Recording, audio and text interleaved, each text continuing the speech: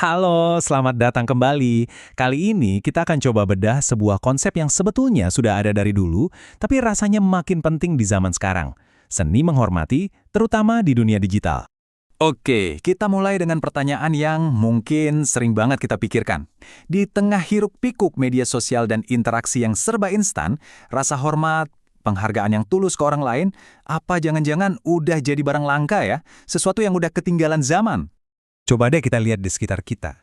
Ada berita siswa melawan guru, perundungan atau bullying di mana-mana, sampai hal yang mungkin lebih dekat sama kita, kayak mengabaikan nasihat orang tua. Gejala-gejala ini kayaknya nunjukin ada yang bergeser dalam cara kita berinteraksi satu sama lain. Uniknya, kita semua tahu kok apa itu sopan santun, tapi pengetahuan itu sepertinya sering hilang di tengah jalan, nggak selalu jadi tindakan nyata. Ini jadi pertanyaan besar. Jangan-jangan kita ini kehilangan sebuah semacam kompas internal yang lebih mendasar dari sekedar tata krama biasa? Nah, untuk menjawab itu, ada sebuah kerangka berpikir yang menarik banget untuk dibahas, yaitu konsep yang disebut adab. Jadi, apa sih adab itu? Dalam Islam, adab bukan cuma soal sopan santun atau tata krama di permukaan. Ini adalah sebuah kode etik moral yang dalam yang mendorong kita untuk melakukan tindakan-tindakan terpuji. Jadi, ini lebih dari sekedar perilaku, tapi juga soal niat di baliknya. Nah, di sini kita bisa lihat bedanya. Kalau tata krama itu seringkali soal tindakan luar, biar kelihatan baik aja. Bisa jadi cuma formalitas. Tapi adab itu datangnya dari dalam, dari hati. Akarnya itu ketulusan dan landasan moral yang kuat, bukan cuma ikut-ikutan aturan sosial. Terus, dari mana pondasi adab ini dibangun? Ternyata semuanya itu dimulai dari dua pilar utama dalam hidup kita, orang tua dan guru. Ini didukung oleh penelitian loh, keluarga itu adalah sekolah pertama dan terpenting untuk pembentukan karakter. Disinilah peran orang tua jadi sangat sentral sebagai pendidik pertama kita. Coba kita lihat betapa tingginya posisi orang tua. Dalam Al-Quran, perintah untuk berbuat baik pada orang tua itu diletakkan persis setelah perintah untuk menyembah Tuhan. Luar biasa ya. Bahkan cuma bilang ah saja, ekspresi sepele yang menunjukkan ketidaksabaran itu dilarang.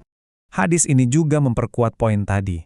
Berbakti kepada orang tua ditempatkan di atas jihad yang kita tahu adalah amalan yang sangat mulia. Ini menunjukkan betapa pentingnya hubungan ini, bahkan jadi cerminan dari kualitas iman seseorang. Nah, setelah orang tua, pilar berikutnya siapa? Guru. Mereka yang membukakan kita jendela ilmu, yang membimbing kita. Karena peran mulia inilah, guru sering dianggap sebagai orang tua kedua, yang pastinya juga layak kita hormati setinggi-tingginya. Oke, kita udah paham konsepnya. Sekarang pertanyaannya, gimana sih wujud adab ini dalam tindakan sehari-hari? Mari kita lihat beberapa contoh praktisnya. Kalau ke orang tua, adab itu diwujudkan lewat tindakan nyata. Bukan cuma soal materi loh, tapi gimana cara kita bicara, nada suara kita, sampai terus menjaga hubungan baik dengan teman-teman mereka, bahkan setelah mereka nggak ada. Itu semua bagian dari adab. Begitu juga ke guru. Adab ditunjukkan dengan cara menghargai peran mereka, mendengarkan baik-baik saat mereka menjelaskan, menjaga nama baik mereka, dan selalu berterima kasih atas ilmu yang mereka bagi. Ini adalah bentuk penghargaan yang paling tulus.